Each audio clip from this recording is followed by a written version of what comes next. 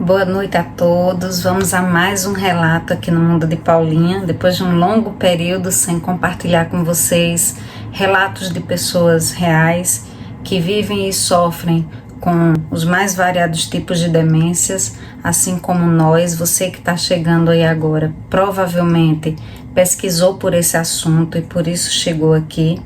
E aí, antes de começar com esse relato, eu gostaria de me apresentar para vocês. Já peço que deem um like, que compartilhem esse conteúdo com outras pessoas. Se ao final vocês não gostarem, não tem problema, vocês dão dislike e tá tudo bem. Podem inclusive sugerir mudanças para que a gente possa melhorar cada vez mais e trazer conteúdos relevantes que possam de alguma forma ajudar quem está aí do outro lado e que eu sei que sofre tanto quanto eu. Meu nome é Rebeca, eu sou filha e cuidadora da minha mãe, Paula Guimarães. Ela tem 86 anos e desde 2019 a gente descobriu a doença de Alzheimer, que impactou consideravelmente as nossas vidas, as nossas rotinas, e a gente teve que se adaptar a essa nova realidade. A gente compartilha esse dia a dia lá no Mundo de Paulinha no Instagram. Eu já convido todo mundo a conhecer o perfil. Fazemos lives com profissionais de saúde, falamos sobre o tratamento com cannabis para fins medicinais e com o passar do tempo vieram os relatos de pessoas que sofrem, que dividiam comigo as suas angústias, e eu pensei, por que não dividir isso com outras pessoas e assim, de alguma forma, a gente poder se ajudar? Porque no fundo a gente é uma grande rede de apoio e mesmo de longe eu acredito que a mensagem chega. Esse dividir é muito importante para que a gente não se sinta sozinho, porque nesse mundo das demências a gente acaba ficando muito só. Então, feita essa apresentação rápida, vamos a mais um relato aqui no Mundo de Paulinha. Eu mudei os nomes apenas para preservar as pessoas que compartilham os relatos, mas a história ela é fidedigna ao que me foi encaminhado. Então vamos lá. Meu nome é Clara, sou filha de Joaquim, um homem que sempre foi minha fortaleza, meu exemplo de coragem e de doçura. Hoje escrevo com o coração em pedaços. Meu pai foi diagnosticado com demência frontotemporal há 2 anos. Desde então, minha vida e a da minha família se transformaram completamente. No início, eram esquecimentos leves, pequenas confusões. Mas hoje, ele grita durante a noite inteira, às vezes sem parar, me chamando por nomes que não conheço, revivendo memórias de um passado que só existe na cabeça dele. Não durmo há meses e quando tento, o sono é leve, tenso, pronto para despertar com o menor ruído. Vivo à base de medicamentos e muitas lágrimas silenciosas. A desinibição provocada pela doença nos expõe a situações dolorosas. Meu pai já fica nu na frente dos meus filhos, gritou palavrões para minha vizinha, já tentou sair correndo pela rua com um casaco e nada mais por baixo. Já tive que trancar portas, esconder chaves, esconder espelhos, porque ele não reconhece mais a própria imagem. Não posso mais receber visitas em casa, meus filhos, adolescentes estão tirando notas baixas, perdendo prazos e eu não consigo mais administrar tudo isso sozinha. Eles têm vergonha, Rebeca, evitam trazer amigos em casa, têm medo do avô que antes os fazia rir. Meu marido, que já foi compreensivo, agora me olha com impaciência. Ele quer a esposa de volta. Diz que se eu não tomar uma decisão, logo vai embora. E eu entendo, Rebeca, mas também me odeio por entendê-lo. Sinto culpa, sinto dor, sinto vergonha de pensar em colocar o meu pai numa casa de repouso, mesmo sabendo que é o que ele precisa e eu também. Mesmo sabendo que eu não estou mais dando conta, que meu corpo e minha mente estão no limite. Que meu amor não basta para enfrentar essa doença que corrói tudo. Mas ao mesmo tempo, sinto que ao tentar salvar meu pai, estou perdendo a mim mesma. Eu fiquei bem impactada com esse relato. Eu não vivo essa situação de cuidar do meu pai. Eu acredito que seja diferente de cuidar da nossa mãe. E aí fica difícil para mim dizer o que ela deve fazer, porque eu não vivencio essa situação na minha pele. Mas aí, a partir do momento que eu compartilho isso com vocês, vocês que têm um pai também, que cuidam, podem ajudá-la. E isso é muito bacana, esse compartilhamento, esse dividir as nossas dores e compartilhar as nossas experiências também. Mas aí eu vou tentar falar de uma forma genérica, e aí independe de ser o pai, de ser a mãe, considerando a situação dela como um todo, né? Com os filhos, com o marido, com ela mesma, porque como ela colocou aqui no finalzinho da mensagem, ela está sentindo que está se perdendo dela mesma. Isso é muito forte. E aí o que ela pode fazer agora? Primeiro eu queria que vocês já deixassem aí uma mensagem para ela, já dessem uma força para essa pessoa que está precisando tanto do nosso apoio. Eu sugiro, eu sei que não é fácil, nunca vai ser, uma decisão ou outra tem seus pesos, decidir cuidar em casa tem seu peso, decidir delegar esse cuidado a uma terceira pessoa em casa ou fora de casa também tem o seu peso.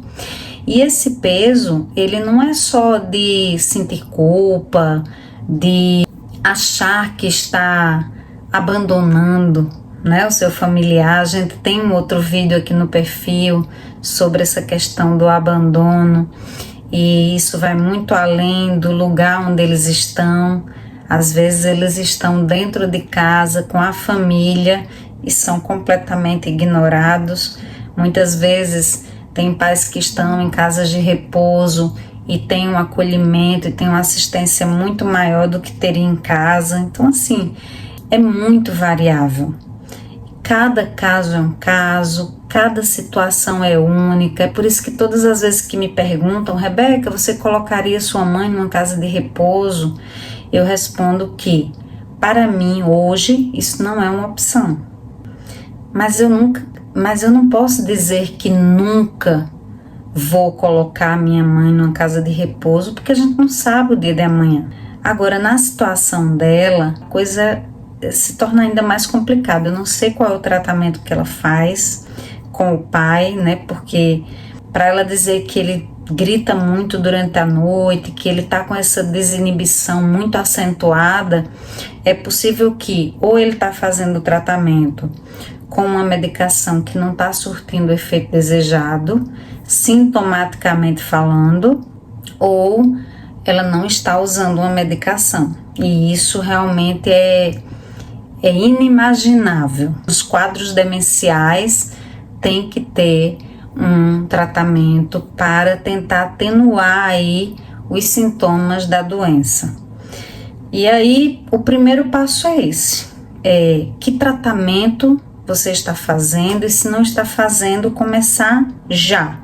Procurar um médico, um profissional, neurologista, geriatra.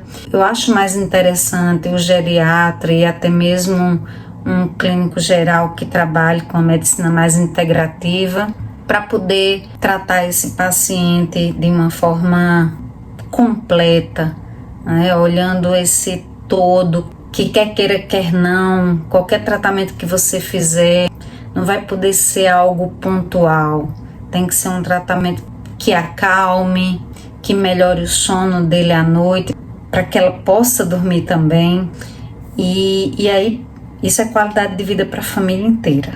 Eu sou suspeita para falar do tratamento com cannabis, que é o tratamento que a gente faz aqui em casa. Minha mãe para o Alzheimer e acabou ajudando muito em várias outras patologias que ela já tinha antes da doença de Alzheimer e que com o tratamento a gente sentiu uma melhora significativa que ela não teve ao longo de anos usando medicação alopática.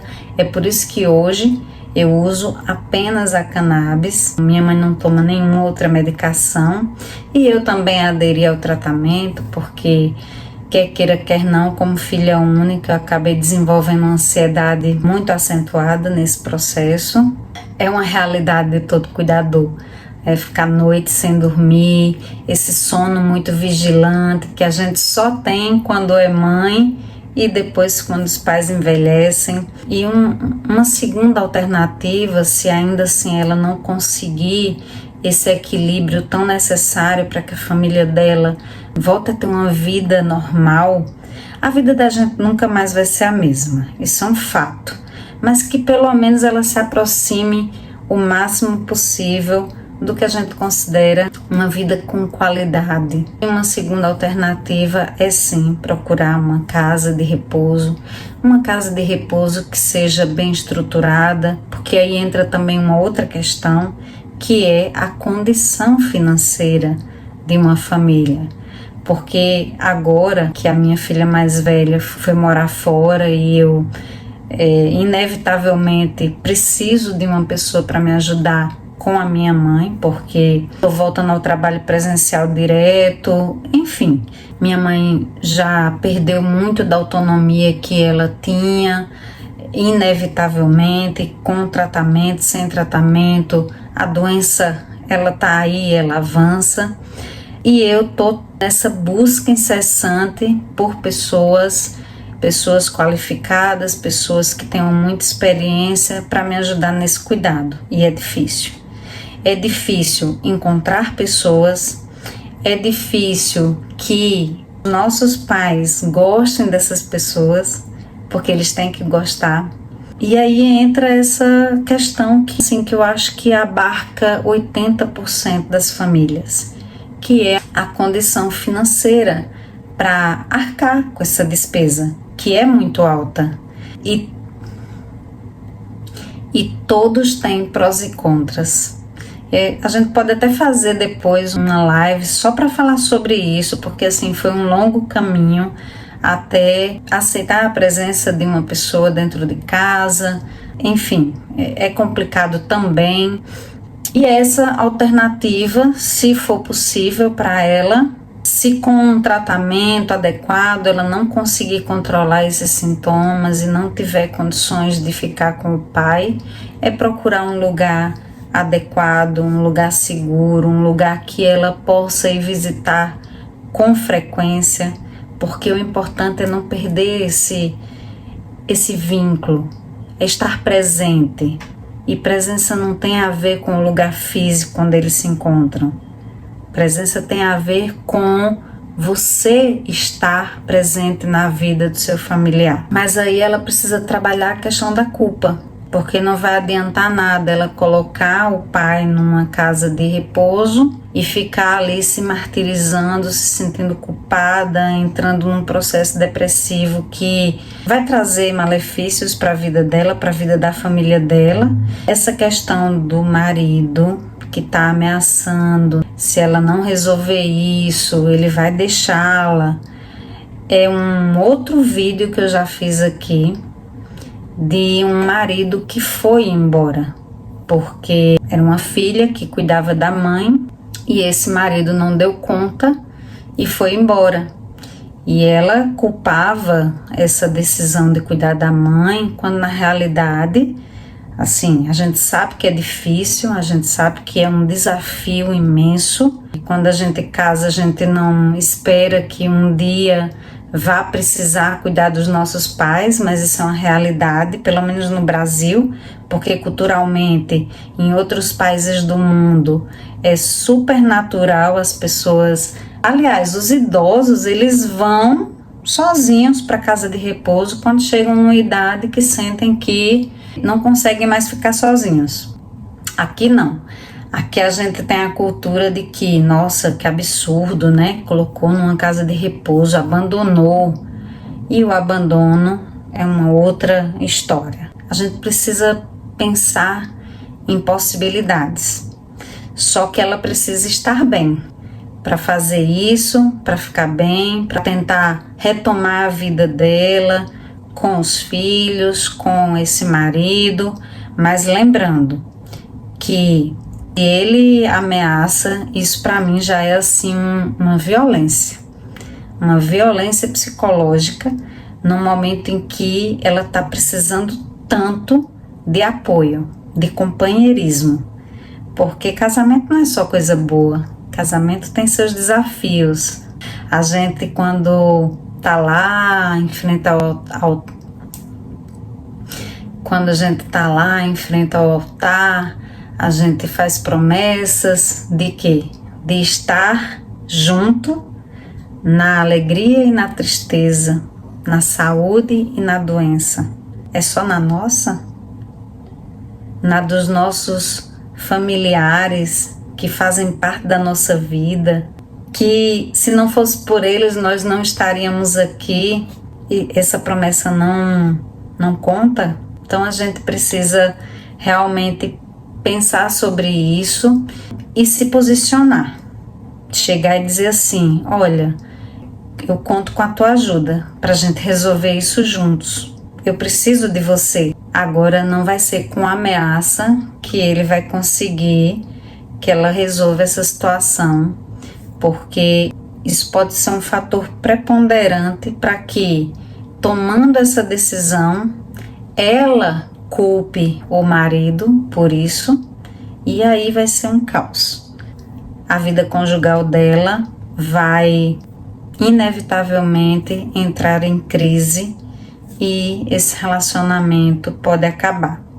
E se acabar, é porque o amor não existia. O amor, ele não pode estar condicionado. Tá tudo bem, tá nossa família linda, harmônica, então o amor tá ali. E aí quando acontece uma situação como essa, que poderia ser com ela, poderia ser com um filho, esse marido vai embora? Como assim? Então, é isso, por hoje é só.